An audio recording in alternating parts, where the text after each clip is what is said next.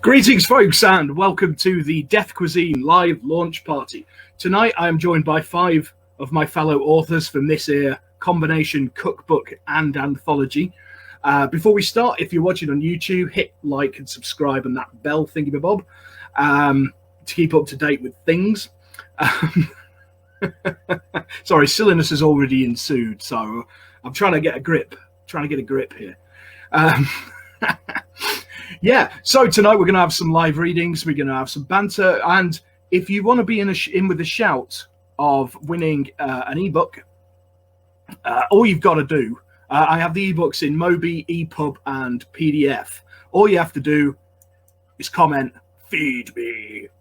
You can feed me Seymour if you like, or whatever. You know, you got to love that big plant. So yeah, that's all you have to do to get involved in the prize draw is ask me to feed you. Yes. Death Cuisine is out now from Breaking Rules Europe. This is them.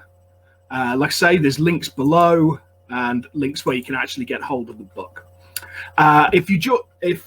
Tonight I've got 5 guests. The rest of the authors, we've been putting together a little package behind the scenes, and that I will be premiering that on Sunday night, 9 o'clock Greenwich Mean Time, so British time. At 9 o'clock, and that's got the other writers and excerpts and bits and bobs. And if you do tune in to watch it, stay tuned right to the end, because I was having a brain fail day yesterday, so there's a load of cock-ups, so there is a blooper reel at the end. That was one of them days, man, one of them days. Right, so without further ado, I'm going to bring on my first guest all the way from the Netherlands. But before I do, now, I was contacted last night by the ghost of Mary Whitehouse, and she told me that I had to warn you all, that I had to do this. What?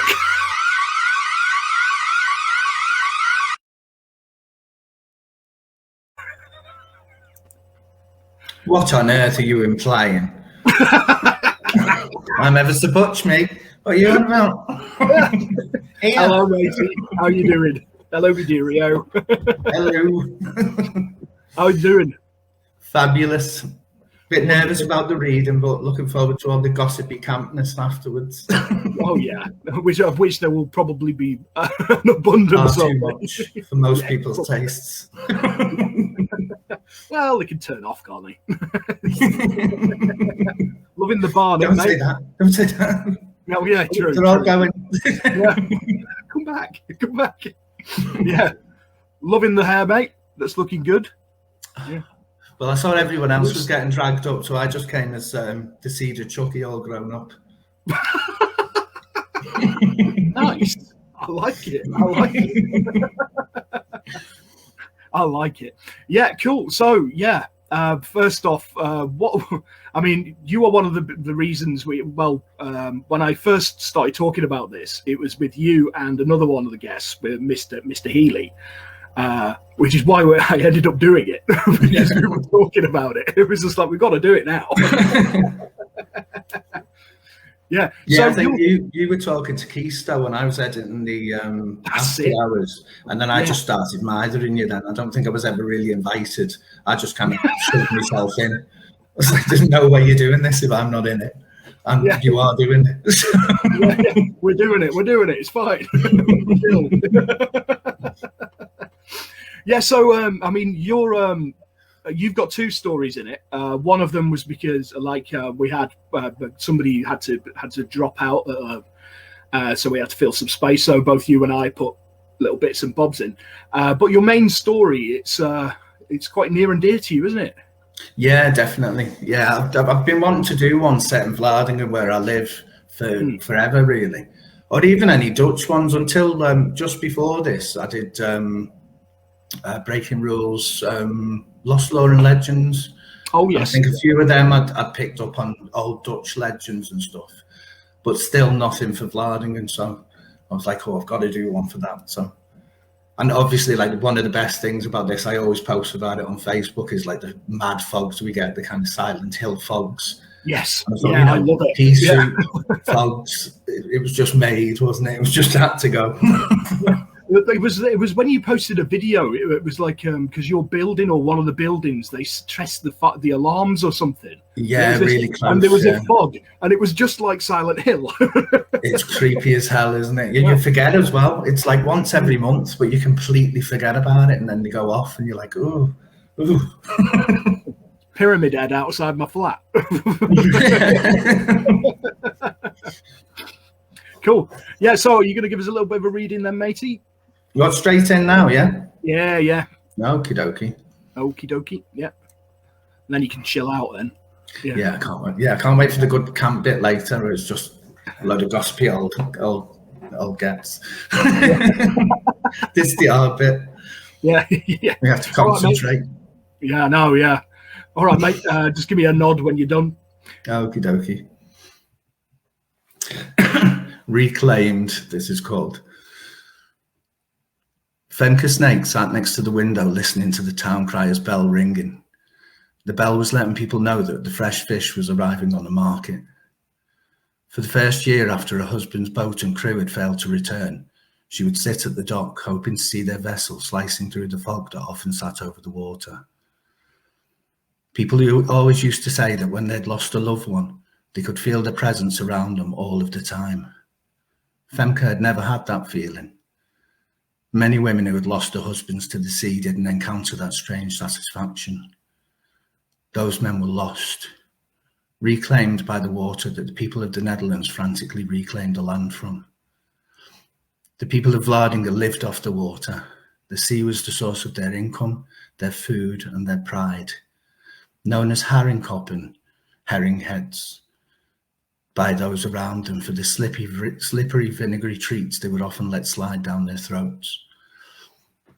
The first year was spent holding on to the hope that her husband would return, with tales of his travels. But eventually Femke had to accept that the water had no intention of returning him. Back then, one day, she'd received a strange visitor at her door who convinced her that her husband was gone from her forever. It was 2 years ago now, a year after her husband had been expected to return, and she'd heard a gentle, respectful tapping at the door to her home. She'd opened it to see one of the local fishermen holding his hat next to his chest and a small box in his other hand. His face looked pale and grey. His head stayed lowered as he mumbled his story to the grieving widow. He told her of the horrifying moment he'd split open a fish with his knife and a human finger had slithered out from its stinking guts. She didn't need him to tell her more. She knew exactly where this story was going, but she allowed him to finish his tale. The finger had been wearing her husband's simple wedding band. They'd taken the ring off to see that their initials had been engraved inside. Her husband would never have worn his ring when working on the boat. Fishing was a dangerous profession. Wearing a ring on the boat could easily lead to having a man having his finger caught and ripped off. She imagined him knowing that he was going to die and slipping on the ring in the hope that his body would someday find its way home to his wife. His body hadn't come home, but this small part of him had. She took the box from the man, with the meagre remains of her husband and her marriage. And I think it's probably best to stop there for that one. Lovely. Love it, mate. Love it. I love that bit about the fish. There's something about that. I just like it's nasty. I like it. Yeah, I thought the idea was a bit hokey, a bit cheap, to be honest. But then it was kind of like, well, she has to have some part of him back, but he also has to be lost at sea. So let it be a finger than some other appendage, eh, mate? Well, yeah. You would think of that, wouldn't you? Oh, I would indeed. Mr. Green is here, and he says, "Good job, matey." Yeah. Mr. Winters, nicely done. Yeah. Cheers. Yeah. Yeah. And up here you had. Oh, the husband. You know that person, yeah. The little hobbit.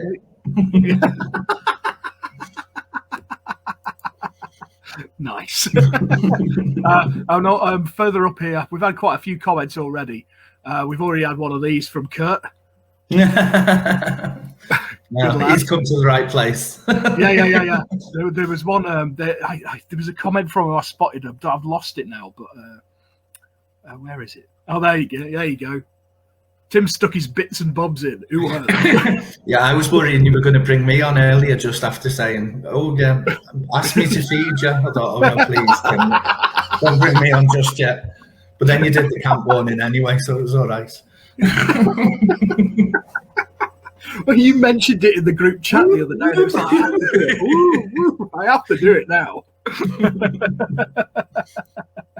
Excellent, matey. Nice one. Yeah, you did a great job with that, and I love that. I love that bloody story. And yeah, your other story that you had in it, lunch break. I had the pleasure of narrating that a while ago, and we've just re-released it, haven't we? Yeah, I mean, I didn't want to read that because you did it so well the first time. Perfect delivery. You know that line. I know the line. It lived or died on that line, did it really? That story, didn't it? And I just thought, it didn't come out right. If you do it, go camp. Yeah, totally. Well, I don't know if you noticed, but I was channeling my inner Hattie Jakes with the dinner lady character. Oh yeah. I was trying to channel my inner Hattie Jakes. Which is always worth doing if you can. Oh, why? That's all, mate. I'll take you off and I'll bring you back on in a moment. See you later. Nice one. Yeah. Like I say, if you want to be involved in the prize draw, just feed me. There we go. Our next guest is running on fumes and coffee alone. Don't worry if she has matchsticks holding out her eyes. It is 7 a.m. where she is, which is in Australia. It's a familiar face to many of you. It's Neen Cohen. Hi. I have a fun little mug of coffee. I'll plug through. Yeah. And your coffee cup's got tentacles on it. It does. What's not to like? Exactly. What is not to like? That's right. Yeah. So how's it going then? It's good. It's early on a Saturday morning. But, you know, for you, Tim. Yeah, thank you. I much appreciate it. Like I say, what we'll have to do an after hours. Well, I'll get up early. You can get drunk. We'll turn the tables. I'll be the one sitting there going, what? Hello. I'll try to be articulate, but, you know, there's just no promises. I think just turning up's good enough, to be honest. You know, you don't get me doing daft things like going on videos at 7 a.m.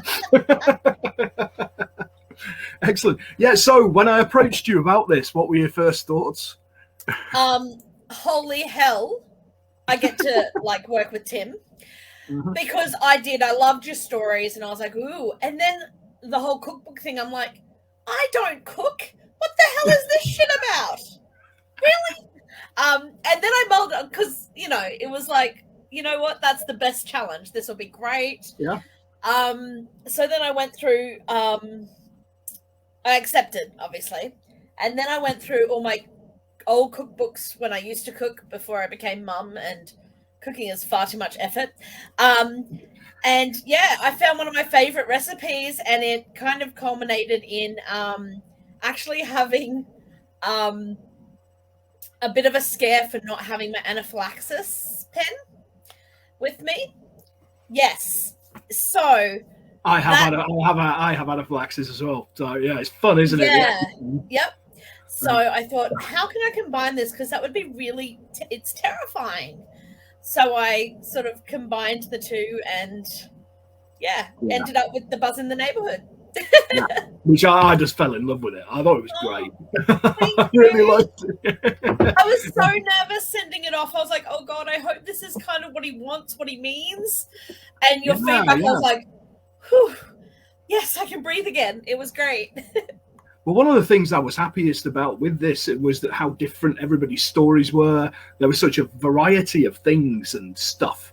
And I basically said, just be as weird and wacky as you like. Because, you know, it's me, innit? Just go, just be, you know, go for it, man. I will be. So, you know, yeah. So I was really pleased that everybody sort of embraced that and ran with it, because we've got some absolute, you know, ones I would never have predicted. You know, that's so cool. Yeah, that's the best thing when you're on one of these projects, to get something that genuinely surprises you. You know, it's just like, yeah, weren't expecting that. No, weren't expecting that.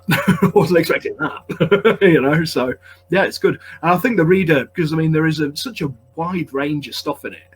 There's something, you know, there's something for everyone. It's brilliant. You know? Yeah, cool. So yeah, what was it? So yeah. So that came first then, the dish. Yes, the dish came first, because I thought I can write something scary, and that's fine. But if it's got to be focused around a dish, I'm like, I haven't cooked anything that's taken longer than 20 minutes in so long. But I wanted it to be something that my character would spend time and effort and energy on. So when I found it was a dish I used to make all the time, and it was actually really fun to make it again, because I made it again for the photos, and just to kind of get that feel again of the order of how she would make it and all that stuff. And it was really fun getting into it again. So yes, and yeah, and it seemed appropriate because it is a vegetarian meal. Yeah. So it seemed like, that would be okay. She would cook that. So, yeah. I think it came out really well, because that was another thing I wanted as well. I wanted, you know, I wanted vegetarian stuff. Simone did some vegan stuff, and basically we've got like world cuisine going on here. That's so cool. I know. It's like some of the dishes are like, you know, really sort of adventurous stuff, which is great. Because, you know, again, it's what I wanted. Your little helpers come to say hello. As long as he doesn't turn your computer off again. Pardon? As long as he doesn't turn the thing off. Oh, yes. My little mascot. Say hello. Yeah. My little mascot here, when we first set up, she decided to type and actually kicked me off the stream. So let's hope she just keeps it forced to herself. Yeah, I thought it was me. I thought I'd done it. I was no. It was her. She's a rat bag. That was after I'd kept Lindsay like sitting behind the screen for 15 minutes, because I didn't realise that the guest list scrolled. Oh, my dear fellow techno reject. I love it. Technology, man. Technology. Right, so are you going to give us a little bit of a read then? Yeah, okay. It probably won't be as long or intense as Callum's. Have a slug of coffee. You'll be all right. Yeah. There you go. Bit of fuel. All right. Give us a nod when you're done. Alrighty. Hey guys, so this is called The Buzz in the Neighborhood. I'm just going to read the first 2 pages. All right. Wrinkling my nose, I force the last of the garlic into submission. I press it against the wooden chopping board with the side of the knife. My warped reflection gleams back at me, and a smile pulls at the edges of my lips. Each movement, the human flesh skin I wear over my true form, tears a little more. But just a little longer. I taste the beads of blood at the corners of my mouth. Oh, how I ache to be free. Shh. I hush to the buzz beneath the skin, as to a small child woken from a nightmare. The pull and desire to shed its stinking prison grows with each intake of rank breath. The decaying odor rankles inside of me, and I cannot understand how humans survive as they do when they cannot smell. They have not smelt it on me yet, but that will be the least of their concerns by the end of the evening. I scrape the crushed garlic into 2 small ceramic bowls, white, of course. I scoff at the dull light that is fighting its way through the grey clouds that overshadow the backyard. The back wall is a sliding door of glass, as though the view of the flowers of the garden would make up for the sterile whiteness inside. Everything was so pristine. I felt the tear again as the left side of my top lip sneered in disgust at the space surrounding me. It was suffocating. An open floor plan, that's what they called it. I scoff and I jab the beetroot with a fork. It continues boiling on the stove, not quite soft enough yet. I smile as the stained water bubbles out of the pot and splashes maroon dribbles down the stark white splashback tiles.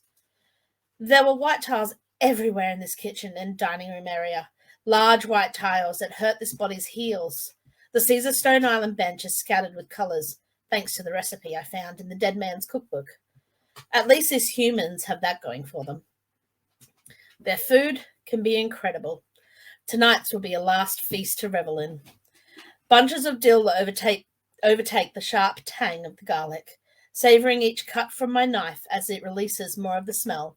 My smile stains against the skin. The true smell of green washes over my senses, teasing my true body to buzzing. I breathe deeply as the sound of the bubbling water continues to splash colour over the stovetop and wall tiles.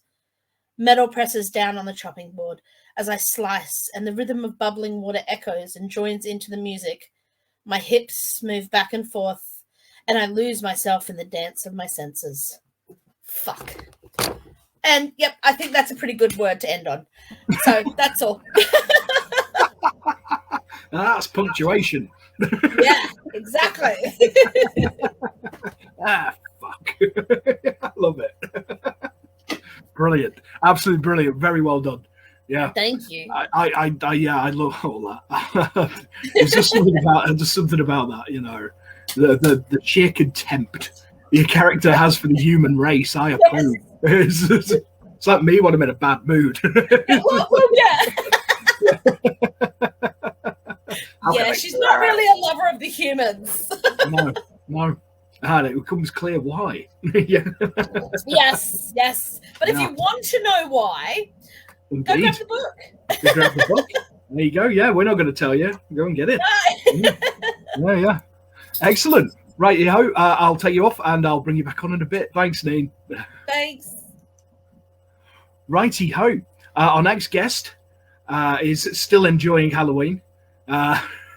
She's sulking because a lot of the cosplay conventions and things like that have been cancelled.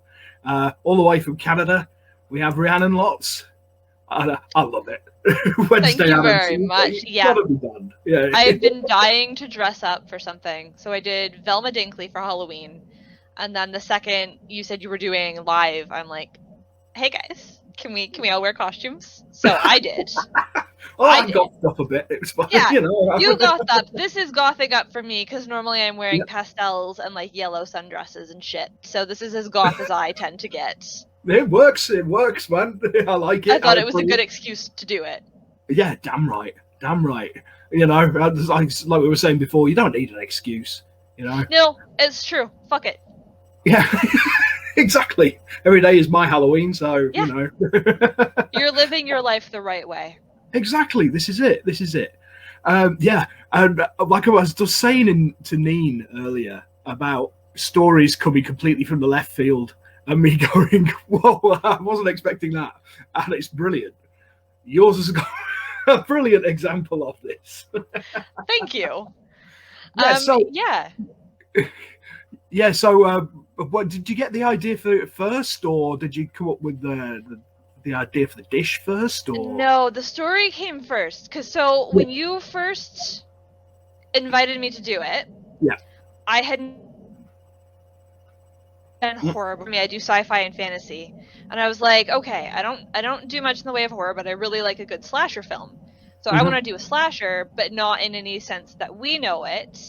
So I wrote an Arthurian slasher set in Camelot, and I just got to kill off the entire fucking round table.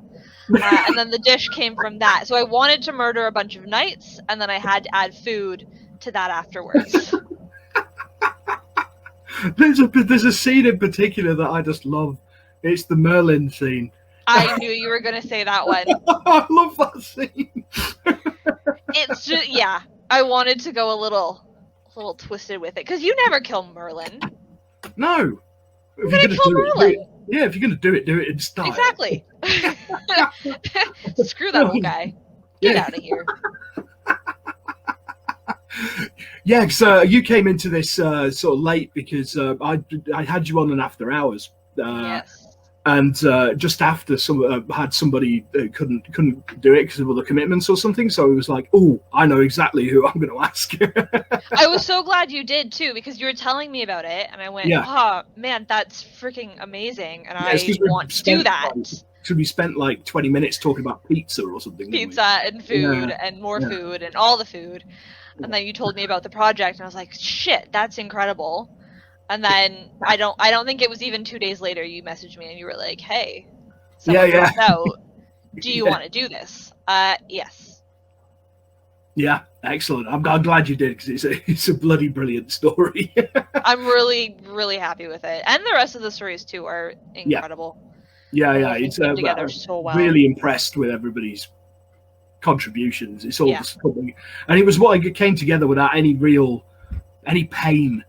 It was really painless. It was just The sort of pain happened. is from Amazon, as we've been trying to get the Oh. paperbacks out, because I'm Yeah. sorry to anyone in Canada, even I don't have a copy yet, because Amazon wants us to spend $60 right now. And it's not $60, I promise. Yeah, no, it won't be. But It yeah, won't be on eventually it will not be $60. That being said, feel free to spend $60 Yeah, if you want to right now. spend If you are $60. that eager for a copy, please, by all means. Yeah, no, because we had problems over here as well. It was something like 50 quid when it first went online. It was Yeah. just like, what? Yeah, I don't know why. I don't understand. Amazon have moments, and for some reason they've chosen this book to be one of those moments where they're stunningly bad. It's too powerful. They're like, your book is too powerful. We have to curb this because you might destroy the world. We might unleash some sort of being into the world through this book, and they know it exactly. They know it. So. So my ambition is to release Cthulhu through food or something. Yeah. I have done accidental, a story. Yeah, accidental Latin just spewed around the wrong book. Yeah, there you go. Yeah. He's coming for us. Yeah. I have summoned Tosogiwa using a pie in one of my stories, so there's, Excellent. Yeah. So, do you want to give us a little bit of a reading? And absolutely. Yeah, and give me a shout when you're ready. All right. So I'm not starting at the beginning of my story. We're starting a little bit in the middle, and I apologize for the fact that I've chosen a rather long excerpt for you. But this is Long May She Reign.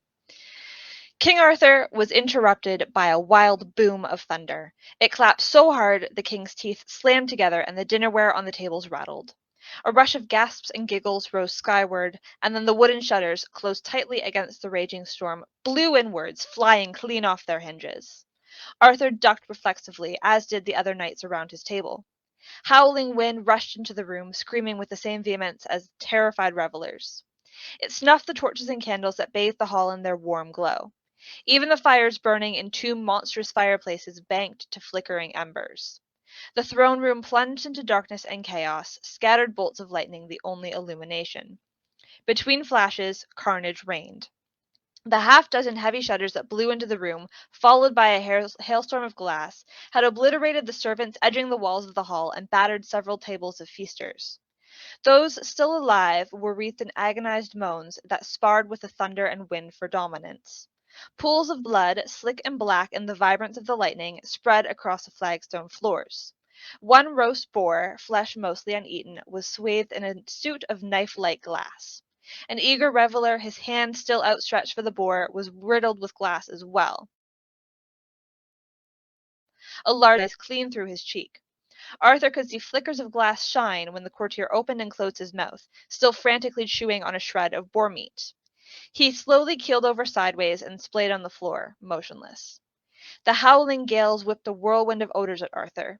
Savory meat and vegetables, yeasty bread, sweat, the unmistakable dampness of the storm, and a bittersweet aroma, like burnt hazelnuts, that Arthur recognized immediately. It was the scent of magic. He gingerly stood from where he crouched on the floor, half sheltered by the legendary round table, and faced Merlin. The magician remained calmly upright in his seat. "Merlin, explain this," Arthur ordered. Castelli Brennan was warded against all magic but Merlin's. If the king could smell magic, it had to have come from the old sorcerer. Merlin remained silent, stoic. "Merlin!" Arthur demanded again, drawing Excalibur from the sheath he had slung across the back of his chair before the feast began. The silver blade flashed in the lightning, but Merlin still said nothing. "I'm afraid he can't answer you," a husky female voice replied in his stead. Arthur spun around, lifting Excalibur defensively. At the same time, the torches sprang back to life. Flames roared 3 feet in the air before settling into sleepy, romantic flickers. Though the storm continued raging, thunder trying to shake down the castle walls, the wind swept from the room. The air suddenly felt thin but oppressive at the same time. An unexpected sight greeted Arthur when he rooted his feet again. An unfamiliar woman. She wasn't in attendance at the feast a moment ago. Arthur certainly would have noticed if she was. Draped languorously over his throne. She wore a rich black gown threaded with silver that glimmered in the torchlight. It was fine enough for the grandest of queens. In fact, his own Queen Guinevere didn't wear anything so luxurious. The woman's lips were painted bright scarlet, and black coals swept along lashes that curtained piercing gray-blue eyes. Her dark hair, a chestnut brown so deep it bordered on black, was unbound and spilled over her shoulders. A single swatch of gray shot it through where it parted to the right of her forehead. Despite the gray strands, the woman otherwise looked as though she was in her early 20s. "My dear Arthur, I wouldn't have a conversation with you if you're going to gawp like that," the woman chided. Though her tone teased, her gaze cut. Aware he looked like a buffoon, Arthur snapped his mouth shut and straightened, readjusting his grasp on Excalibur. "Explain yourself," he ordered, hoping for an answer from her if Merlin wouldn't give one. The scent of magic thickly perfumed the air around her. "How did you get in here?" "With help from your pet, of course." She waved towards Merlin. The king half turned, waiting for the sorcerer to deny the outrageous claims. But instead of an outraged old man, or even one trembling with guilt, a corpse sat in Merlin's place, and not a fresh one. Where Merlin drank and ate mere moments ago, a rotting, thickly juicy cadaver slouched in the wooden chair. Flesh, slowly liquefying on lifeless bones, hung loose from the body's face. As Arthur watched, a slab of it slipped off the skull, grimy from the juices of putrefaction, and caught in the limp gray strands of hair that remained attached to the remnants of Merlin's chin. A dull, shriveled eye followed in due course, bringing a rainfall of maggots with it. The stench hit Arthur a moment later, and he keeled over and vomited a torrent onto the flagstone floor. "How?" he rasped, straightening as soon as he was able, willing away the embarrassed blush that clawed at his cheeks. The woman arched off Arthur's throne, sinuously easing to her feet. She didn't answer right away. Instead, she prowled, cat-like, to one of the banquet tables nearby. The lords and ladies gathered around it flinched as she drew near. A few scampered away, and one lord, too drunk to make a clean escape, merely pushed himself backwards off the bench he perched on, his back slamming painfully against the stone floor. He yelped, then clamped his mouth shut, trying to avoid the woman's attention. She daintily picked up a decadent cherry tart and bit into it. "Oh, Arthur," the woman crooned, "my compliments to the chef. This is absolutely delicious." As her teeth sank through the soft fruit, it disintegrated. The crimson filling liquefied and turned to blood. The crisp pastry shell collapsed into itself and became muddy sludge. Hellish stains marred her alabaster chin, and a fresh waft of magic flooded the room. Everyone cringed in terror at the display of dark magic. "Did you think that your sorcerer was celibate?" the woman finally asked the room at large. She directed her attention back at Arthur, flinging the rest of the tart aside. It exploded wetly on the floor in a heap of mud and blood. Her eyes were expectant, the question not rhetorical. She immediately cut him off. "No, you didn't think about your sorcerer at all, unless you were considering how he could benefit you. But one crook of my finger and he came running, so eager for a taste of pleasure with one of his own kind, now that your crusade against magical beings ensures no human will come near us. I lifted my hem merely to my knees, and the promise of more to come was enough for him to sing out the warding spells used on your lovely castle here." Her voice took on a lilting, sing-song tone, "and then I slipped a dagger between his ribs, used a simple reanimation spell, a temporary one, mind you, and shipped him off back here to unknit your wards from the inside." She clapped between her sentences, punctuating each statement. "Merlin would never," Arthur began. "Once a traitor, always a traitor." The woman cut him off again, glacial. He betrayed his own kind, fairy kind, my kind. It's not a stretch to imagine he'd betray you now that you've revealed your genocidal intent for us. Arthur finally managed to squeeze out a full sentence. It's not a betrayal to fight for goodness against evil and the extermination of black magic. Despite his quaking knees, Arthur's tone was righteous, heroic even, fit for the King of Camelot. There is no such thing as black magic, the woman hissed. There is only magic. But I suppose you would consider it evil, if not used directly to your benefit.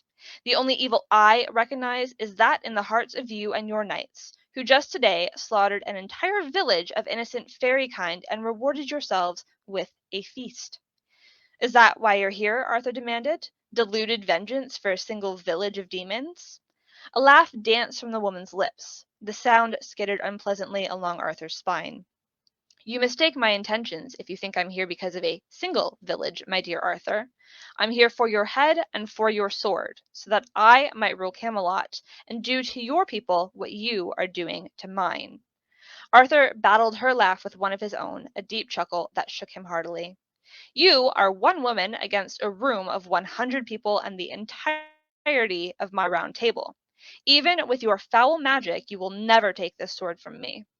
As if his words were a call to action, the knights gathered behind him unsheathed their own swords, bristling at the witch. She pouted. One woman, she parroted. Don't tell me you don't recognize me. I'm not in the habit of keeping company with witches, Arthur retorted, but suddenly a sinking feeling yawned open in the pit of his stomach. In that case, allow me to introduce myself. I'm Morgan Le Fay. Excellent. It's funny that I actually mentioned that scene. Yeah. It was my favorite too. Yeah, you did a good poker face there of not giving away that you were going to do it. I just love that, like Merlin dissolving. It's the bit of his eye falling out. Yeah, like, and the maggots come after it. Yeah, maggots, yeah. You've got to do the work. Especially because, I was just eating, guys. Like, the rest of the feasters were like, did we have to go here? I was enjoying my feast. Did you have to shower maggots off of Merlin? Come on, guys. They're sick of the rest of the shit that the Round Table constantly does. They just wanted a nice, calm feast. Yeah, Merlin's over here liquefying in his own death juices. There you go. Yeah, and it just goes from there. It doesn't get better. The calm before the storm, that bit. Yeah, and then I proceed to kill everybody. Yeah, it is basically a massacre, a complete and total massacre, and I fully approve. Thank you, that was absolutely brilliant. Yeah. Thank you. Yeah, Chris Hughes is great read. Poor Merlin. An entree to others. An entree to others. You're not wrong. I like it. Excellent. Yeah, so I'll just take you off and then bring you back on in a bit. Thanks for that, Rihanna. Nice one. Sounds good. Yeah, I've noticed there's a few people just joined us. If you are late to the party and you want to be in with the shout of getting a free ebook, I have it in Mobi, EPUB, and PDF. All you have to do is comment with the phrase, feed me. There you go. Righty-ho. For my next guest. Brace yourselves, folks. I understand he's going to be on his best behaviour tonight.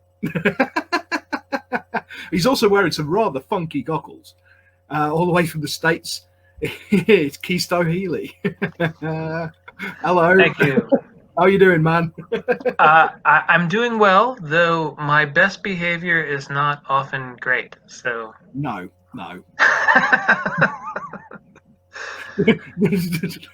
But I'm sober, so that's something, right?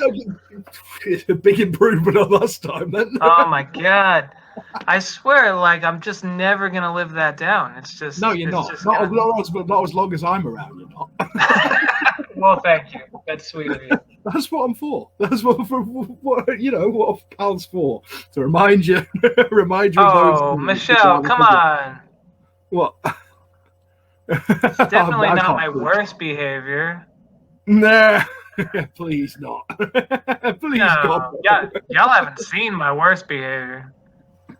I'm not I even heard gonna go I heard you were pretty bad after that first after hours when you fell over and broke a table lamp or something. I broke a rib. I literally did. I broke a rib. Yeah. Nice. It was it's not my finest moment. No. For sure. But that's where we first got talking about this. Look at Callum's Robert Hoffman. Release the beast. Release the Kraken. Release the beast. Be careful what you wish for, sir. Yeah, so we first got talking about this on an after hours interview. So I remember that part. Yeah, so it was quite early. Yeah.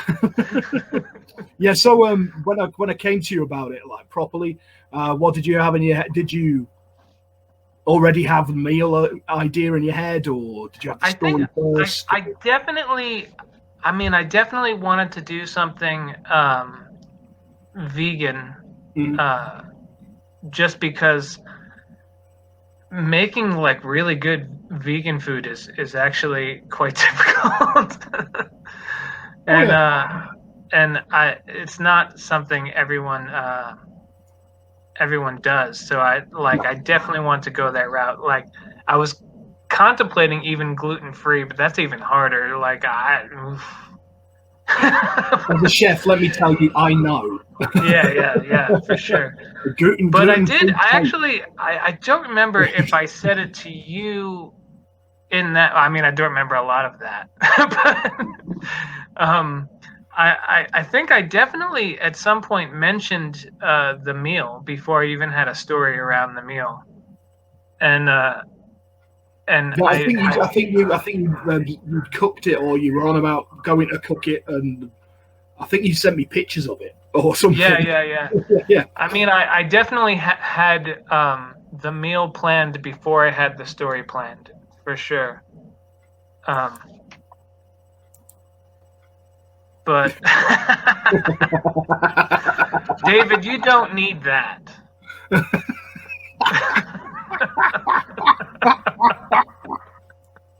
That's just you.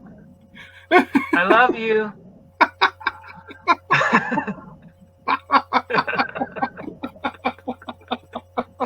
There you go, Sarah. All right. I'm done. Michelle. What? Michelle's picking on me today. I love you No, anyway. she says vegan sounds terrible. It sounds super terrifying. I know. That means vegan food sounds terrifying. Try it. Try the recipe. Get the book. Try the recipe. But one of the things that's interesting. Damn it, David. Yeah. When Callum was talking earlier, it was interesting to me because this is actually it's only the second story I've ever written that. Man, this chat is killing me. It's only the second story I've ever written that takes place in the town where I live, and this is the first one that I actually wrote that. Thanks, David. That that really shows the town. The first one I wrote was very specific in just like a specific haunt of the town. Didn't really get into Asheville at all. But this story, I feel like Asheville is actually a character in the story, and it's something I've been wanting to do for a long time, and I was really excited to actually do that. So it's funny that he did the same thing, that we both, chose this book to like really delve into our home towns. Yeah.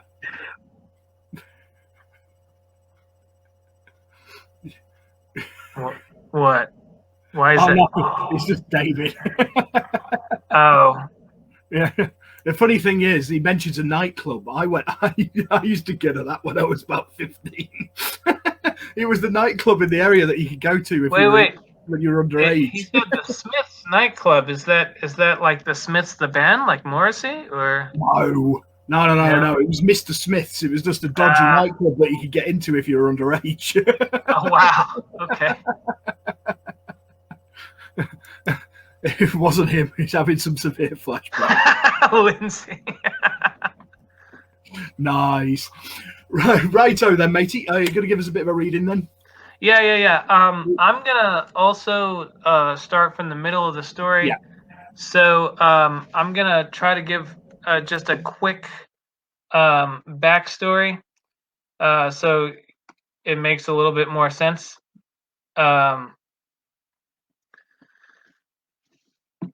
The story is about a guy named Jackson who used to be a cop. Now he's a private detective, and he's trying to find out what happened to his brother, who was a food critic who came to Asheville and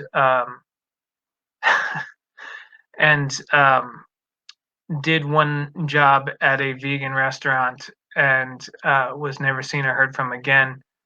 And he has his own theories about the chef, Abigail Boston.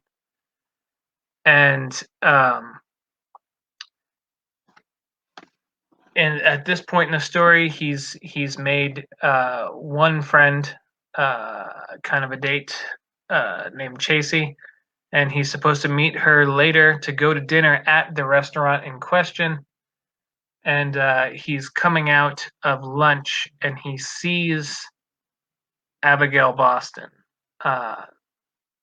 And here we go. Jackson didn't want to waste an opportunity, so he quickened his step and ended up almost colliding with her. "Sorry," he said with a smile. "No harm, no foul," she said, giving him a smile of her own that didn't make it to her eyes. "Do you know any good places for lunch around here? I'm from out of town," he said, hoping that she hadn't just seen him come out of the restaurant. "What kind of food are you looking for? I'll bet you I have something at my restaurant." Somehow her smile grew even more sinister. "Oh wow, you have a restaurant," Jackson beamed, trying his best to seem authentically excited. "That's fantastic. I always wanted to open one." "So what kind of food? Name it." "Oh," Jackson thought to himself. He knew he didn't have time to ponder, so he just thought of the bar from the night before. It was the first thing that came to mind. "Irish." She said, as if the choice was unexpected. "I have a vegan shepherd's pie that is to die for. You should definitely come grab a slice." Jackson smiled and thanked her before walking past her, but in his head he was thinking, "To die for. I bet." Jackson wanted to just grab the woman and shake her and demand to know what she did to his brother, but he knew in his heart that it wouldn't gain him any answers, but it would attract a lot of unwanted attention on the crowded Asheville city streets. After he heard her walking the opposite direction for a bit, he stopped walking himself and turned back to follow her. After 3 blocks, she came to a complete stop and just stood there with her back to him. Jackson studied her, waiting to see what she was going to do. She started walking again, so he did the same. Then she stopped and whirled around. "Can I help you with anything else?" she said harshly. How did she know I was there? It was the same when I was in my car. It's like she can sense me. Jackson gave his best friendly smile, added a chuckle for good measure, and waved. "Yes, I'm sorry. I can't eat at your restaurant. I don't know where it is." Abigail pointed upwards, towards the sign above her. It read, "Where it all began." Jackson clapped his hands and laughed. "Right here, apparently. Fantastic. Maybe I'll come back for dinner. Do you know where Pritchett Park is? I'm supposed to meet someone there." Jackson listened with feigned interest as Abigail rattled off directions. "Do I know you?" she asked him then, her eyes scrutinizing him like she was combing through a catalog. You look strangely familiar. Jackson gave a genuine smile this time. Oh, you probably just know my brother. He's sort of famous. A blood-red fingernail brushed over her equally red lips. Oh, you don't say. Who is your famous brother, may I ask? Jackson's smile returned. He felt a bizarre sense of pride in this moment. His name is Joey D'Amico. He has a column in the New York Daily Gazette. He does nationwide and sometimes worldwide restaurant reviews. I'm sure you know who he is. I can't say I do, she said, but her eyes told a different story. Have a good day. Come back for dinner later. Try that shepherd's pie. With that, she spun on her stiletto heels and marched into the restaurant. I will, Jackson called behind her, almost laughing, but without any humor. Guilty, he thought. You're going down, Ms. Boston. Tonight. Jackson found out that Abigail's directions were actually quite good, as he found the park easily. He also frowned when he found the type of people that frequented it. The place was full of some of the seediest characters he had come across since arriving in Asheville. He had felt safer in the dominatrix dungeon. The characters that surrounded him now were either on drugs or selling drugs. Some of them were yelling at passers-by or even lunging at them. Several fights came a hair's width from breaking out right there in front of him. He checked the time, and it was almost 6. He didn't want to leave and miss Chasey.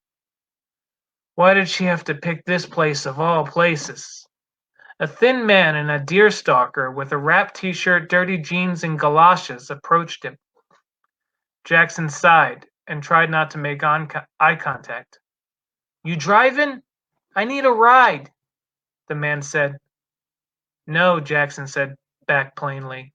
Not driving. You're a fucking liar, the man screamed, spittle showering Jackson's face and sticking in his beard. Fucking disgusting. Jackson snarled and turned back to him. Your shirt is cool, but spitting in my face isn't. Walk away now, or swallow your last remaining teeth. The stranger snarled back and jammed an index finger into Jackson's chest. It was quickly grabbed and bent backwards until there was a loud crack. The crying man grabbed his hand and fell to the ground, and then Jackson walked to the other side of the park to avoid attention. When he got there, he found himself facing Chasey and said, Oh, thank God. Aw, that's sweet, she said to him. You ready? More than you could possibly know. Jackson followed her out of the park, and they began to walk towards the restaurant. Why would you pick that park? That's the worst of the worst, he asked as they strolled along, hand in hand. I don't know. They don't bother me. I guess you get used to them after a while. It's just a big, easy landmark. I kind of hate this town. Chasey shrugged her shoulders. We all do, and we also love it. Fucked up, isn't it? Very. He told Chasey about his run-in with Abigail and how she reacted at the mention of his brother. Chasey found that really interesting, if her hugely widened eyes were any indication. When they arrived, the restaurant was completely packed, and there was a line that went outside and around the building. It hadn't been like that earlier, and Jackson frowned. Maybe we should have made a reservation. Maybe. We can at least make them for tomorrow while we're here, Chasey told him. She pushed through the crowd to the hostess at the podium and asked, How long is the wait? Are you with him? The hostess asked, pointing a thumb at Jackson. Chasey nodded and looked back at Jackson with another shrug. He put his arms up as if to say, I have no idea. There's no wait for you, the hostess said to Jackson, looking past Chasey as if she didn't even exist. Chef Boston reserved a table for you when you spoke earlier. She's been waiting for you to arrive. Nice. Well done, matey. Yeah, very good. Excellent. Yeah, it's got a nice sort of. Did you see the comment up here? Yeah, it's kind of like a kaleidoscope, man. I feel really like someone did slip me some acid where I can't do it. Wow. Yeah, you should have tried reading with them on. No.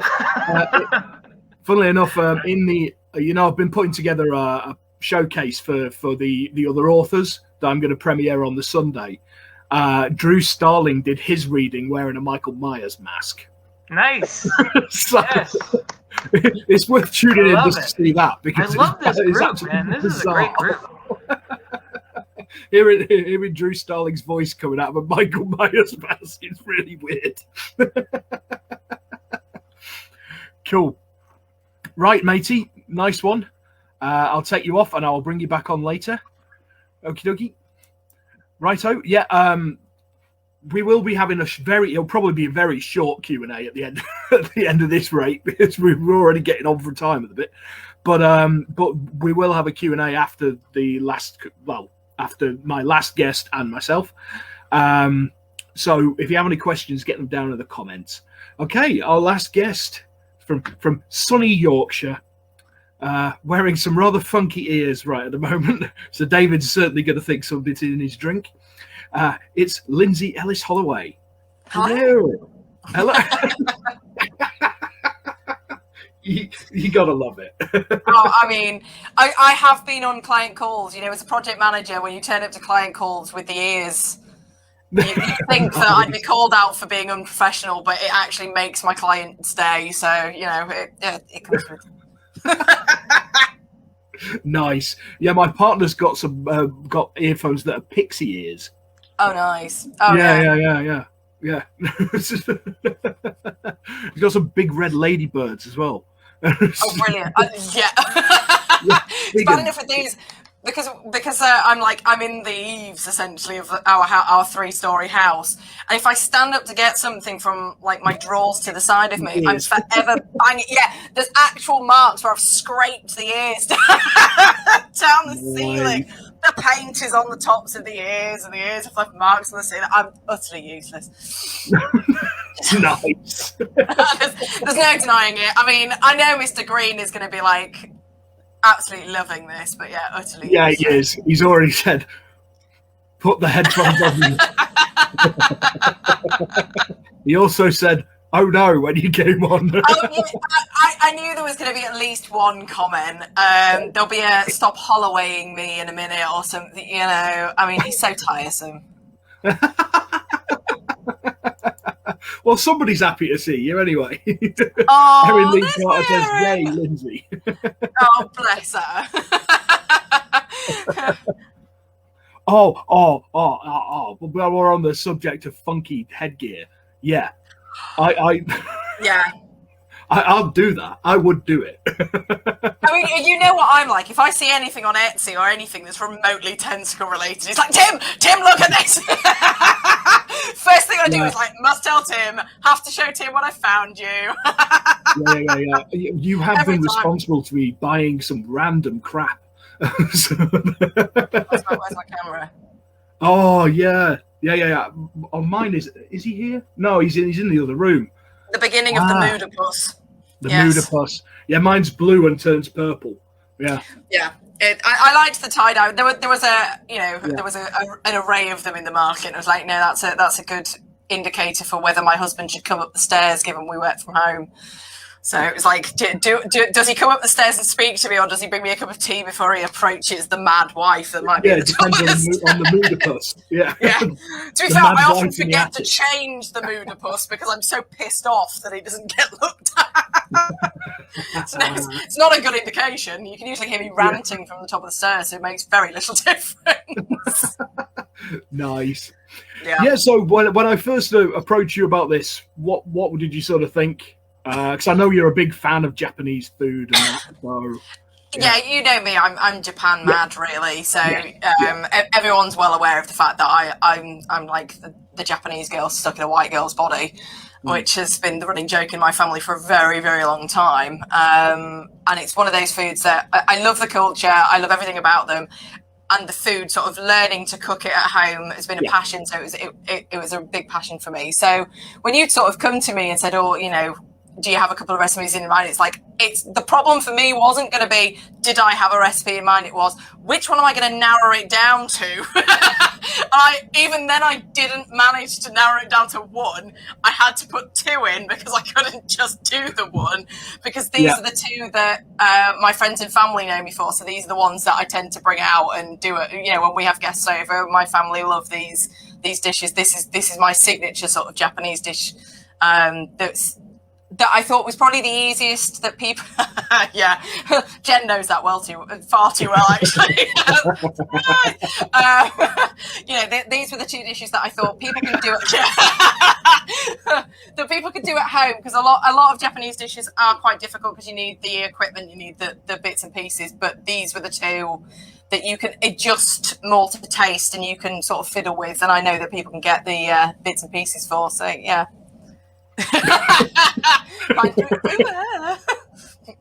Yeah, there's a joke there that I'm not going for.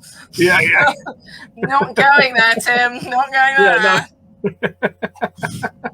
I mean, we all know the joke, and it's all in my head, but I ain't going there.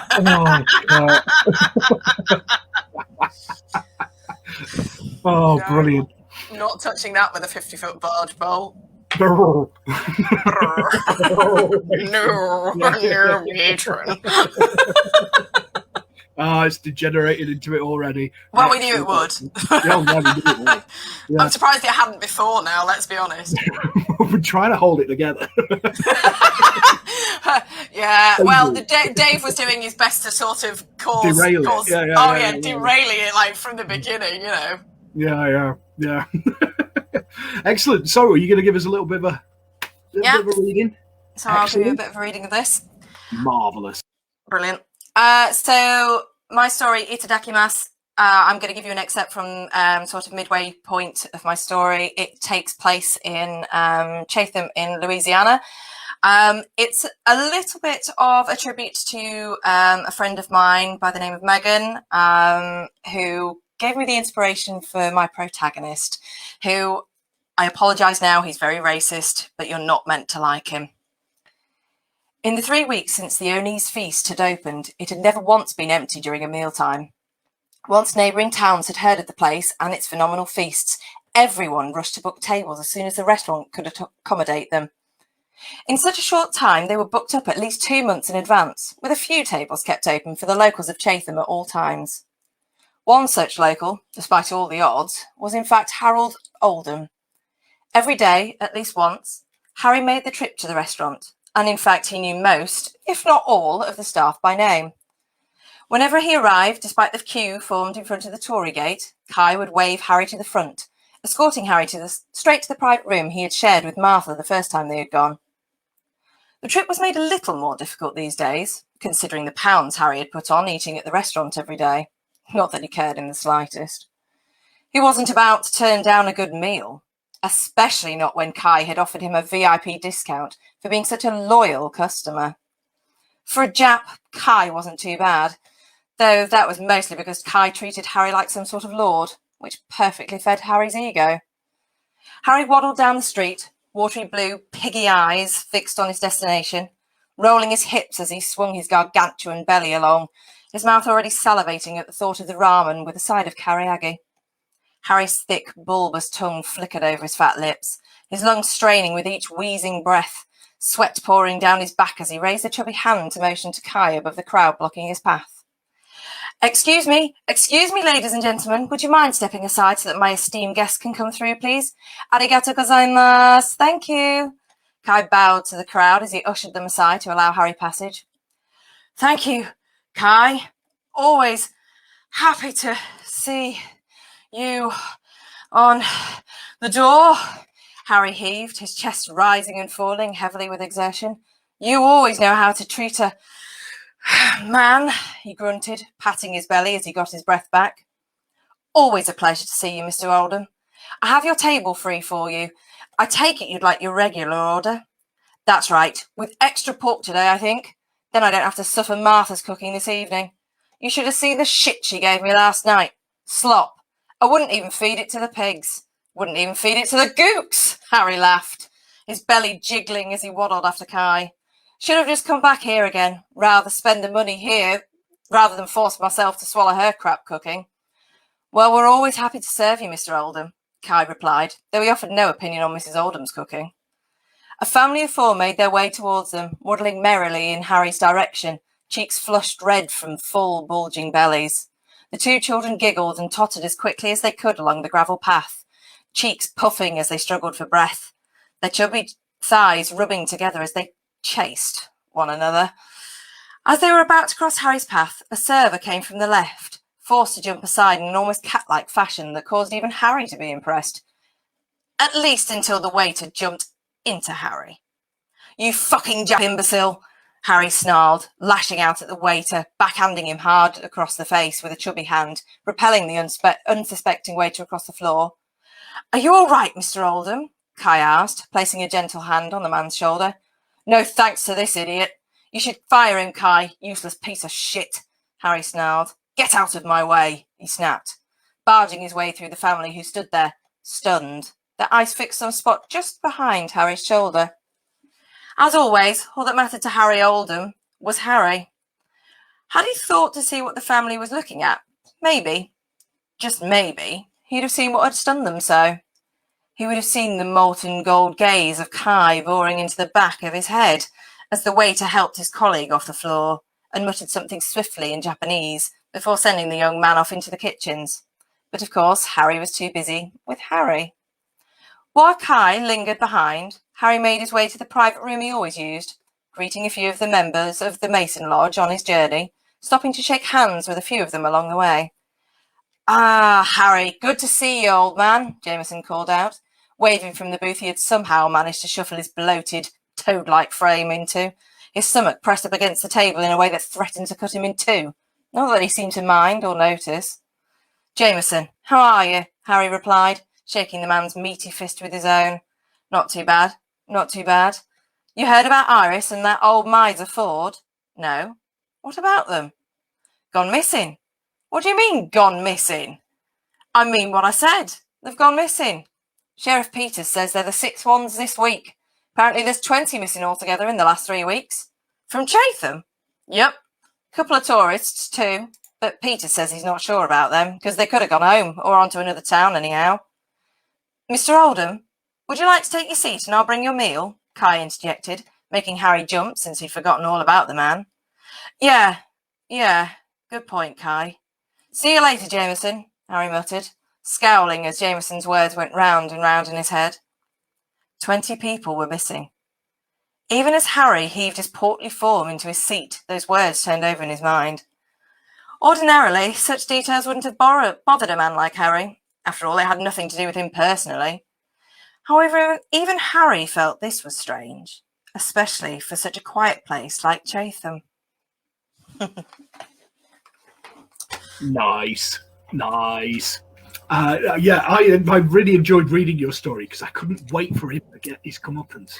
Yeah, he is actually inspired by, and I feel all right saying this because I don't know the man, but by my friend Megan's grandfather, who was notoriously not particularly pleasant. So I promised her he would meet a very unhappy end, and I was very disgusting as well. Yes, and I was very, very, very, very happy to oblige in the very, very, very unhappy ending that man reaches. Like I say, I couldn't start at the beginning of that story because there's more racism than I feel ready to sully my own tongue with. Yeah. But I thought you did really well. That was good reading. That, yeah, excellent. Jennifer says, "Good job." Yeah, there we go. Yeah. Oh, yes. I don't know. What's this reference to? I've missed this one. Monty Python, Meaning of Life. You know, the big guy that explodes. Do you know, I've forgotten all about that. I'll take that, Mr. Hewitt. I will take that. Yeah, it's a good one, isn't it? I like that. I like that. I will take that. Yeah. Excellent. Righty ho. I will bob you off and I'll see you shortly. Right. Yes. So that just leaves me. I I had the pleasure of putting this together. It was kind of my baby for a while. And I'm really pleased with everybody's stuff and how it all came together. So the brief, if you haven't already guessed, it was to write a horror story that features a dish and then a recipe for that dish. So so there you go. So you can read about so basically, if you read about, say, I don't know, a sausage roll that could destroy the earth, that you could go and cook it and eat it while you read it. That was kind of the thought behind it. Put your jokes about sausage rolls in the comments. So if you have any questions, we'll have a short Q&A, because it won't be going on. We'll be here all bloody night at this rate. But so get them down in the comments section. We'll go round the table in a little bit. And you've still got time to enter the prize draw if you already haven't. If you want to enter, I will be doing the actual draw very shortly after I've done my thing. So if you want in on it, that's all you got to do. Just comment that, and I'll get you in the octopus pot.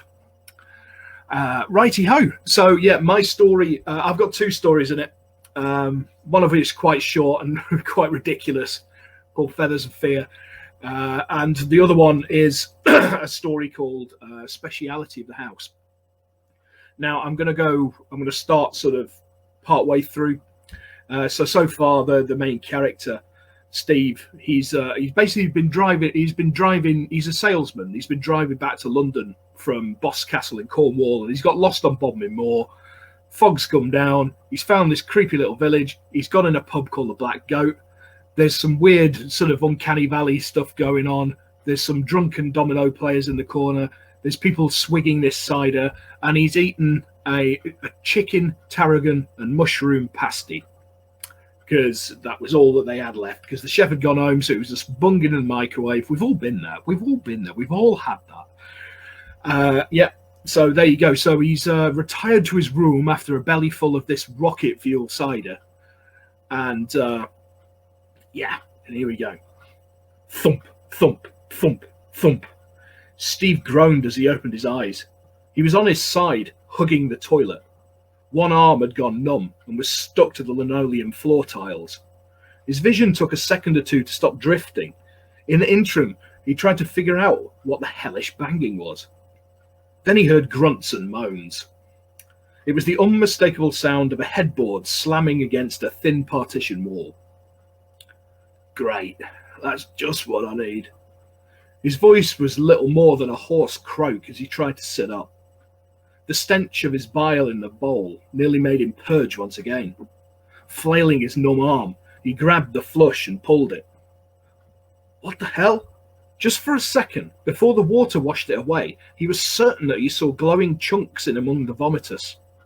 Shaking his head and screwing up his eyes, he figured it was just the effect of broken blood vessels playing tricks on him. Colours popped like fireworks on the inside of his eyelids. It was like he's looking up at the stars through a kaleidoscope or Keisto Healy's goggles. Opening his eyes again, Steve gripped the wash basin and hauled himself upright. The man looking back at him from the smeared and cracked mirror looked about 20 years older than he was, and had eyes like the befuddled domino players from downstairs, all bulbous and glassy. In short, he looked like freshly microwaved death. After spitting and rinsing his mouth out, Steve splashed his face with ice-cold water and slapped his cheeks to try and get some colour back into them. Straight at his back almost had him stumbling into the mildewed shower cubicle, so he grabbed the door frame and pulled himself out of the bathroom. Praying that his feet could handle momentum, he glided towards the bed and landed face down in a starfish position. Thump, thump, thump. The pounding was worse in here. To add to Steve's discomfort, Jack and Susan's bed was evidently up against the same wall as his. Every thrust sent vibrations through the frame and set the springs reverberating. "Oh, for the love of God, give it a rest, Jack," he grumbled as he grabbed a pillow and pulled it over his head. As soon as his eyes closed, the multifaceted Starfield returned with a vengeance. His vision seemed to hurtle forward like he was some kind of space bug. It was dizzying at first, but after a while it became kind of soothing. The buzzing still filled his ears and actually became something of a blessing. By focusing on the almost imperceptible peaks and troughs in pitch and tone, he succeeded in completely blocking out the rhythmic sounds of drunken Rumpy Pumpy from the adjacent room. For the first time that day, Steve felt strangely at peace. "Oh my God, help!" A strangled cry shook him from his inebriated reverie, launching his pillow across the room and knocking the bowl of pot puree off the dresser all over the floor. He got up on his hands and knees and pressed his ear to the wall. A glance at the clock told him that he'd been lying there for over half an hour. All he could hear was the sound of running water and a strange gurgling sound. Balling his fist, Steve banged on the wall. "Hey, you guys all right in there?" Nobody answered, but the gurgling got louder. "Jack, Susan, what the hell's going on in there?" Again, there was no answer, but you could hear heavy, shambling footsteps getting closer to the wall. "Oi, what the fuck?" Bang! Somebody belted the wall right where Steve had placed his ear. The shock of the blow made him jump, twist, and fall off the side of the bed. Sitting on his backside, staring at the spot, he started to hear a strange kind of wheezing. It was a cross between breathing and the buzzing of a giant fly. "What the hell is going on?" he whispered to himself as he scrambled to his feet and slipped his shoes back on. The noise was followed by the sound of a door opening and low muttering. Steve grabbed his pint glass as a weapon and edged to the door. Peeping through the spy hole, he was slightly reassured to see the landlady standing outside Susan and Jack's room with a first aid kit. Deciding that he wanted to see if he could help, he grabbed the door handle and pulled it. Nothing. Taking the key off the side, he tried to slip it into the lock, but couldn't. Bending down, he looked through the keyhole. The door was locked from the other side and the key was in the lock. "Hey," he banged on the door. "Why is this door locked?" "Stay in your room, sir," the unmistakable voice of the big man growled.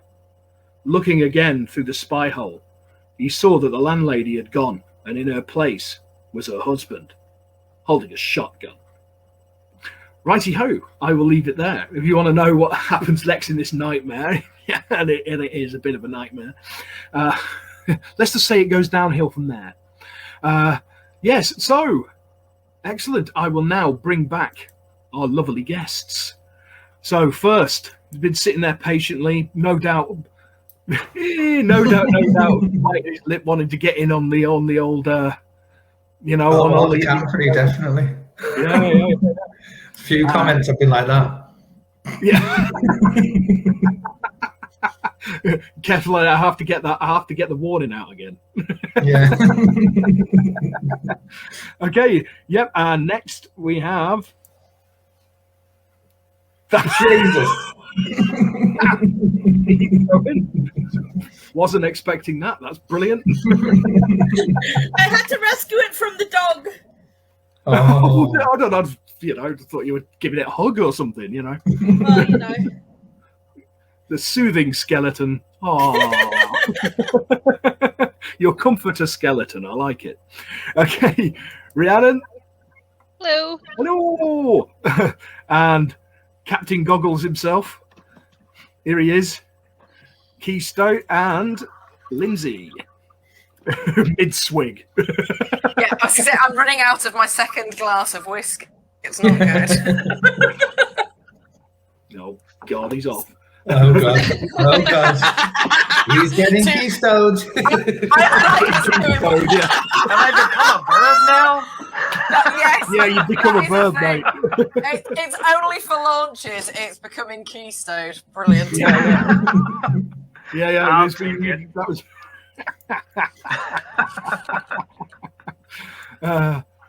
Hey, well done, everyone, by the way. Comment section. There's a lot of talk about the Rumpy Pumpy here. It's not very often we use such an English phrase for sex. I do all the time. Super English. I've made it my personal mission to get old like phrases like rumpy pumpy and nookie back into the lexicon.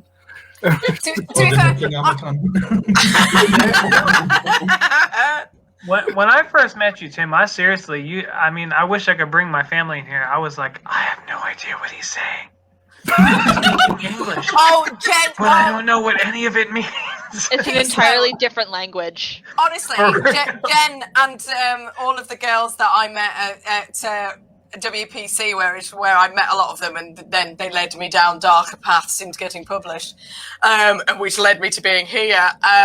Because they're all American. Look at that. Because they're all American, and we have regular arguments about how certain things are said, like squirrel. It's not squirrel. It's squirrel. Squirrel. It's not a squirrel. It's a squirrel. And honestly, they will ask me, "What the hell did you just say?" It's like, don't ask me what I just said. You apparently speak goddamn English. Don't fuck with the English person that lives in England. So I think you're fucking with us. I like the fact that You guys are making things up, and you're like, yes, this is like this. No, you don't. That's the thing, seriously. I'm just here going, "G'day, mate." G'day. Seriously, though, Tim would talk, even in text. I'd read it, and I'd be like, is that a word? Is that slang? I think he's just making stuff up. He's just speaking didn't I have to gibberish. explain what a pillock was? Yeah. Yes. Yeah. Bellend, Yeah. Tim, have you had to Bellend, explain? Have you had to explain Bellend to them yet? Yeah. Yes, I have. Yeah. Bellend is my Bellend. favourite for explaining to Americans.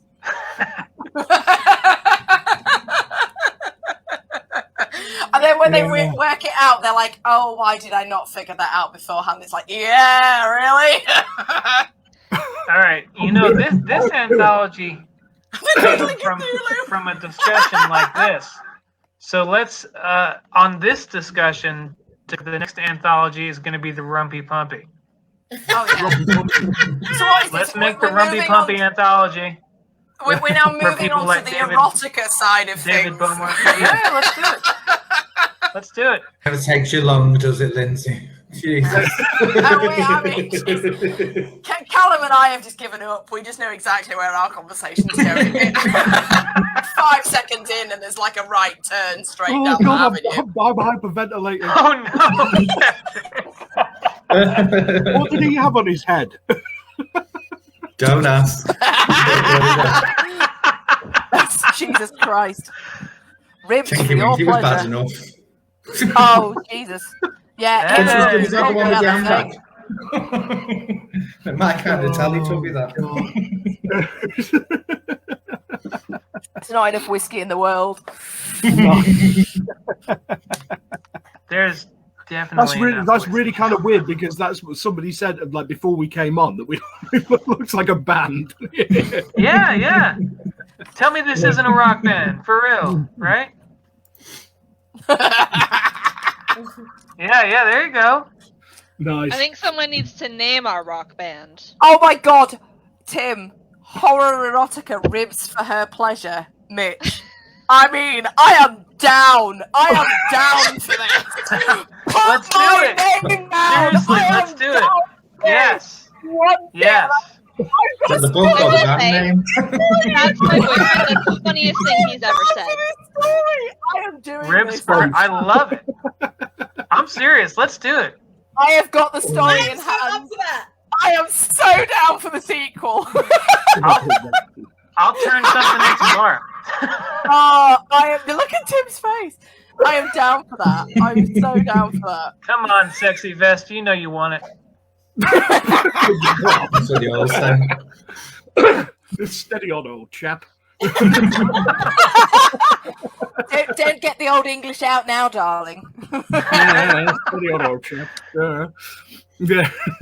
Hey, y'all, we speak American over here, okay?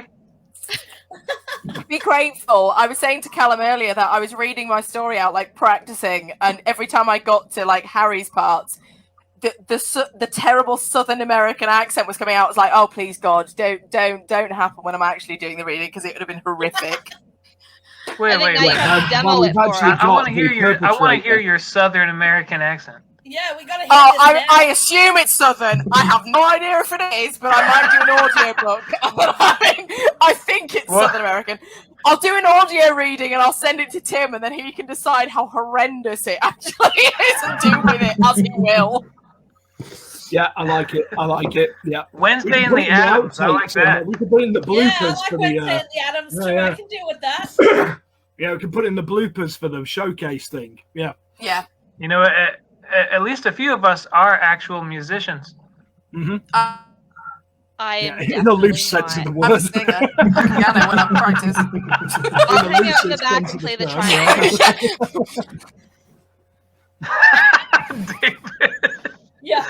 David, you kill me, man. Hi.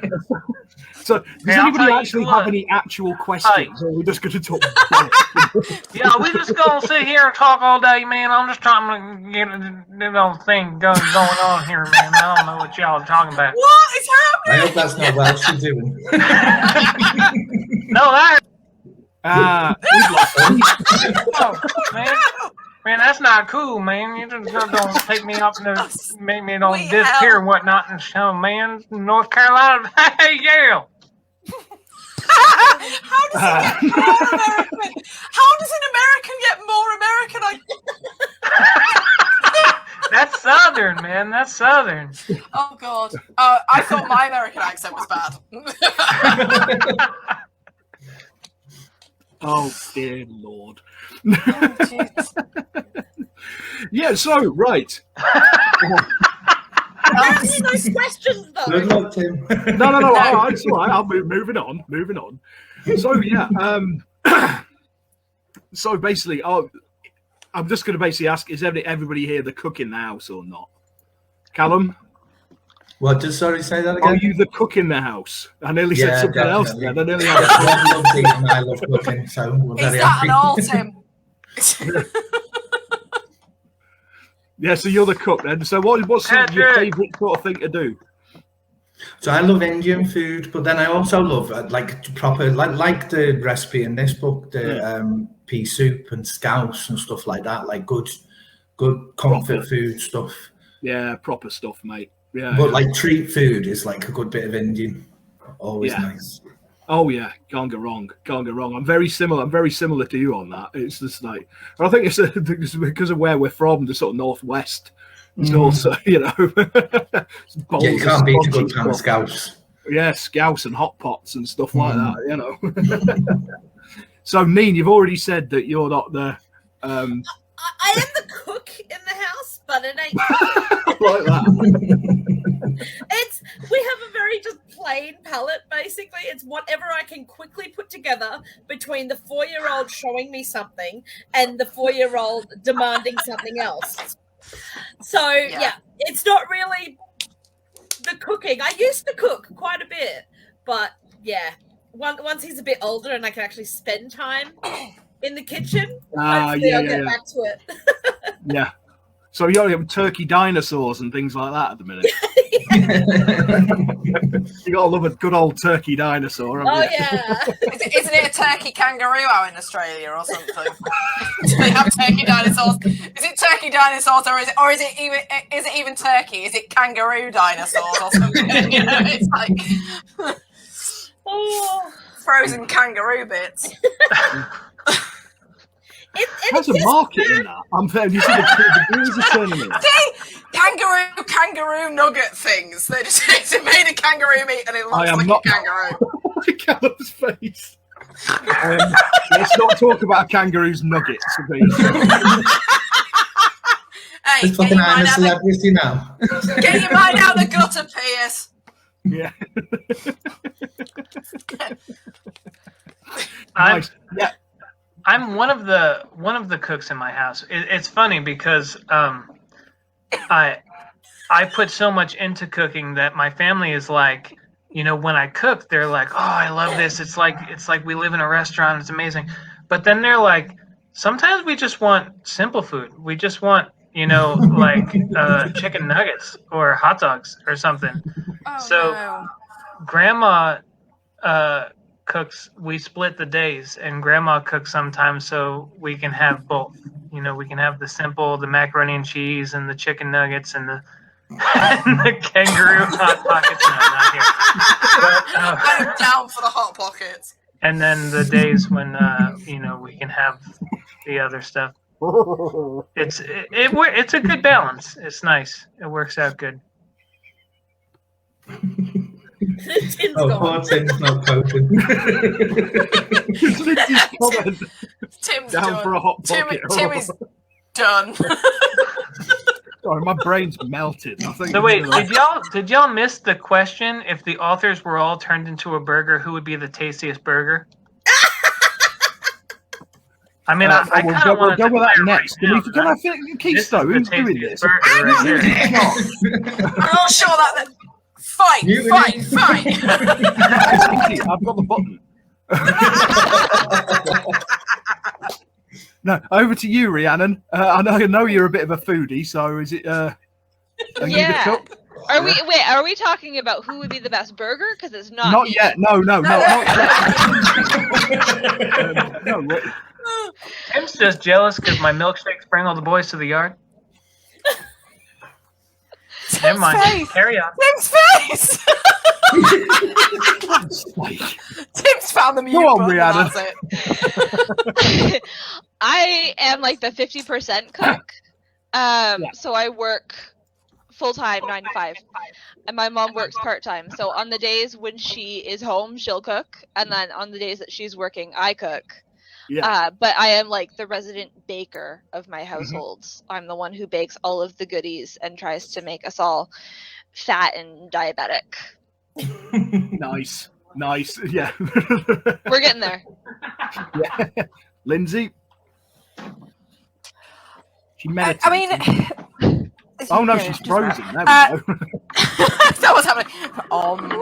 No, my husband's a really good cook, but it tends to be me just based on the fact that I work from home permanently. So my poor husband, bless him, is now back in an office. So he travels home about sort of 6 o'clock. So if we were waiting for him to cook, it would be like really, really late. So I tend to cook. He's a really, really good. I mean, when we first got together, he tended to do all the cooking, and then it sort of became me. We do a lot of HelloFresh because we both have day jobs. Who wants one of them? But I mean, who wants a fucking day job? But I love cooking. I mean, like I said before, I love cooking Japanese. If I can learn to do a Japanese dish, that's me done. I love to do things from scratch. So like barbecue. Like I've got jars of sauces downstairs, teriyaki, barbecue, whatever. I make my own pizzas. We have Friday night is pizza night, except tonight because obviously I'm not watching films with my husband tonight because of this. So it was like, right, okay, we'll have a HelloFresh tonight then. We're not having Friday night pizza night tonight. We'll have to throw that out the fucking window for once. But normally it's that's out the window. We'll It's not the do same that. on a Saturday. No, but we're doing it tomorrow anyway, out of sheer protest, if nothing else. But the problem is that now that we've started making our own pizza, so I make the dough and he makes the sauce. I mean, it takes 5 seconds, but it's a really good sauce, and he makes puts the pizzas together. But now that we've done that, store bought and takeaway are all shit. It's all shit, and then we'll buy it, and it's like, why have I spent 30 to 40 quid on this piece of horse shit when I could have gone downstairs, made the dough in 10 minutes, and it tasted so much better than this. And we've ruined ourselves, ruined pizza for ourselves for all of eternity. This is kind of my life. You made me realise I make sushi quite regularly. Oh, that's next there on my you go. list. There you If go. I can find some proper, that's the one thing I haven't done Japanese-wise, because I want to find a decent fish supplier so that I'm not going to poison us both. I'm paranoid about that. I can do every cooked dishes, I'm fine, but the raw fish thing, I'm not quite sure. Just buying salmon out of a supermarket is quite the right sort of fish, is it? You But, wasabi need? Hi. I like wasabi. Honestly, Yeah. there is nothing Japanese-wise that I don't like.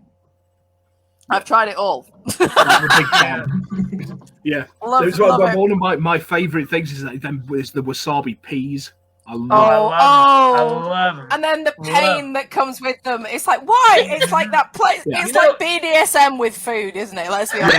Because The great thing about wasabi, I'm big into hot sauce and spice and everything anyway, but the great thing about wasabi and Chinese mustard and all the Asian spice, is you feel it in like your nose and your sinuses, not in your throat and your chest. That's the great thing about it. I feel I like. mean, You can if you have a big bit of it, it fucking hurts.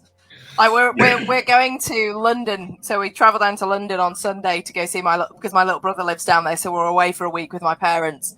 And they've got so many Japanese restaurants. I'm just going to pretend I'm in Japan for a week, and I'm just going to ignore all the stupid, ignorant English people that are in London and just pretend I'm in Japan because I can't leave this bastard country because of fucking COVID. So I'm going to pretend I'm in Japan, go to all of my favourite Japanese restaurants, and just pretend I'm not in England. So For a whole week. I'd like to address a couple of things from the comments here. One is Sharon keeps talking about BAPs. What are BAPs?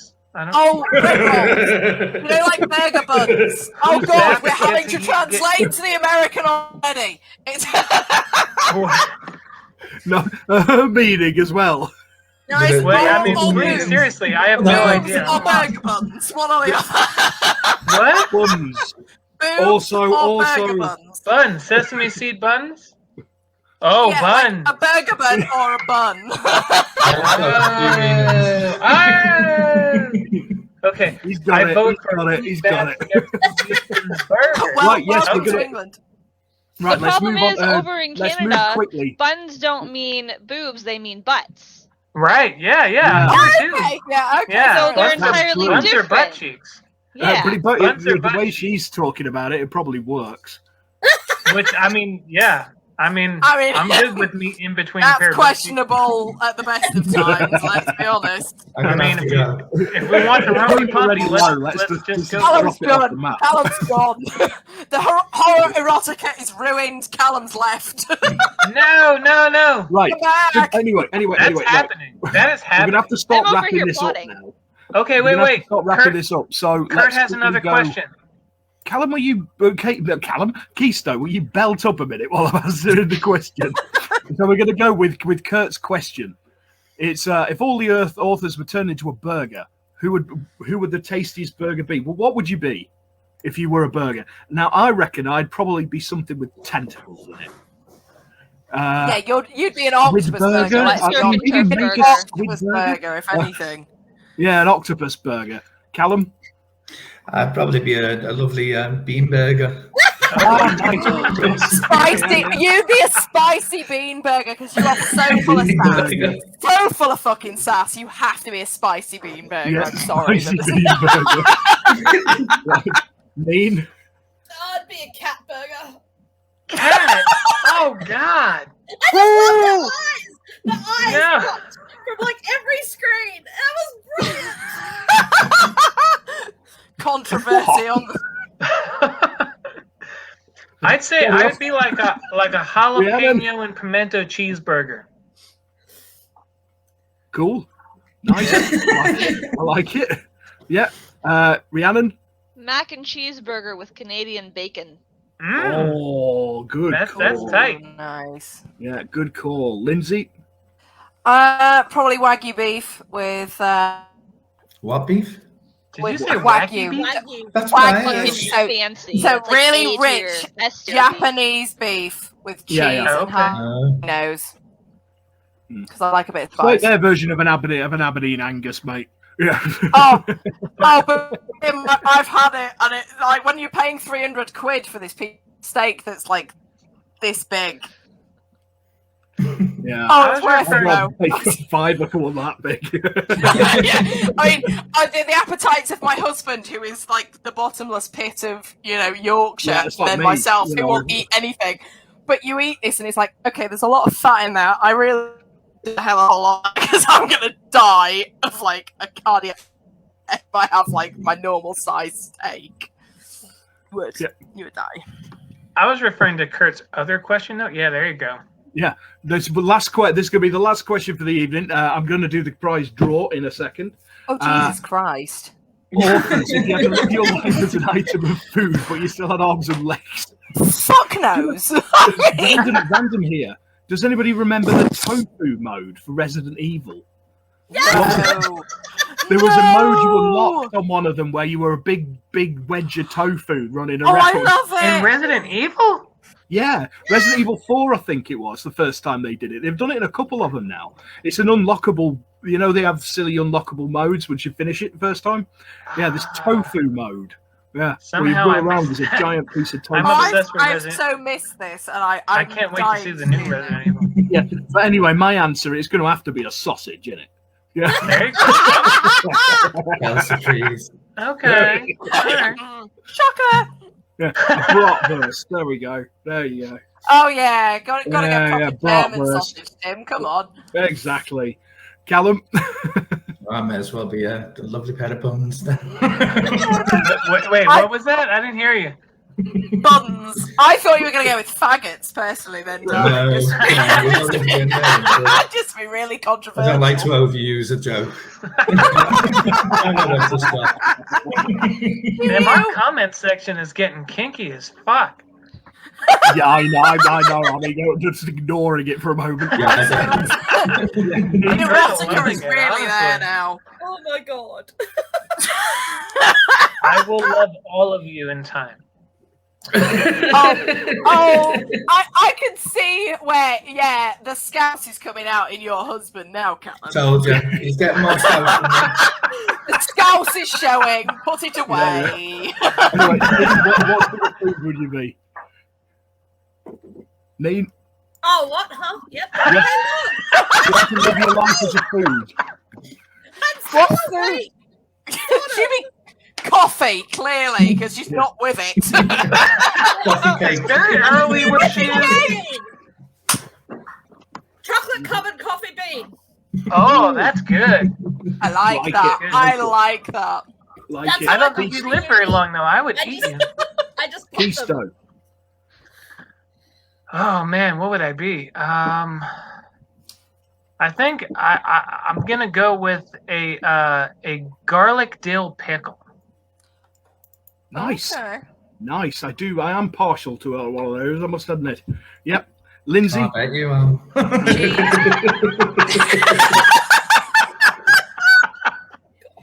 Sorry, Tim. I would be- I can't resist. I just think it's chaos. We knew it was. Let's be honest. When we saw our Yeah. chat, when we first started our chat the other day, we knew where this was going. Let's be honest. I think I'd be cheese. I mean, if you ask my family, I'm cheese mad, so it'd be cheese of some description. Jeez. I'm love cheese it. upset. Cheese fiend. Rhiannon? I was gonna say a taco, and then I checked the comment section, and I don't think I'm gonna add more euphemisms to it. So now I'm gonna go with ice cream cone. Do it. Do it. Do it. You know where you are. Brilliant. Absolutely We're brilliant. all doomed at this point. You might as well just join the masses. Yeah. So, hard shell or soft shell? Ooh, good question. You take the hard shell and you wrap the soft shell around There you it. go. So that when it breaks and collapses on you, Mhm. you've got support still. All See, right. that's why we turn ours into Ooh, I nachos like it. when we have tacos. We just crush them. Yeah. Yeah. Done There you with go, it. yeah. I ain't Salad bothering with sometimes. actual tacos. We just crush the fuckers and just be done with it. Righty ho. It's prize draw time. Okay. So you got the octopus pot. So we're going to give away 2 copies. First one is going to go to Deborah Groom. There we go. Yep. Congrats. There we go. Golf clap. Golf clap. Next one. The clap you so richly deserve. Very Not the polite. clap that Callum wanted to It's give you. Jennifer clearly. Hatfield. Hey! There's our Jen. Excellent, excellent, excellent. Right, well, that brings us to the end of this. If you want to get hold of a copy, there are links buried under a mountain of innuendo. Or you can just follow the thing here, which is getbook.app/death_. Would we do a book? Yeah, the book. Was a You book remember involved that? in this? Well, this Was is all it? about- Really? Who doesn't want a book written by this crew? Come on. Yeah, yeah. Right. So thank you all for coming on, and Thanks, it's Tim. been a really good laugh. And thank everybody at home for watching. So yeah, tune in on Sunday. tune in on Sunday for more like filth in the comment section, because we will probably be watching live, so it probably will just go off on one. And Callum. Well, we've got the showcase that I've been putting together. So, yep, tune in for that. And thank you all for watching, folks. I'm going to leave you on the. I'm going to leave you on the funky. What was he doing? Oh, get you. I'm going to leave you on the trailer, and yeah, wave goodbye, everybody. Bye. Bye. If it